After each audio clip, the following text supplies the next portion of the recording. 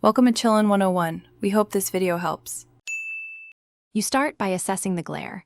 Identify the light source, its angle, and the reflective surface. Once done, lower exposure by about 0.5 to 1. 5 stops or reduce screen brightness to cut highlights without crushing detail.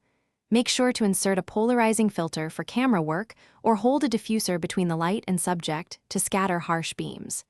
This first step both reduces intensity and reveals where secondary reflections will appear, so you can plan the next moves precisely.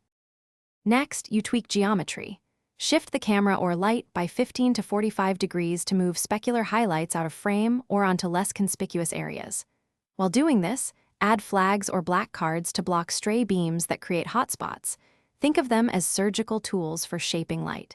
Then introduce a low-intensity fill light opposite the key source to lift shadows and reduce overall contrast.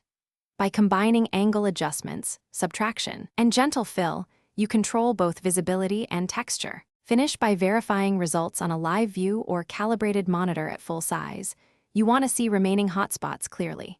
If glare persists, rotate the polarizer slowly or add 1 to 2 stops of diffusion material until the sheen softens.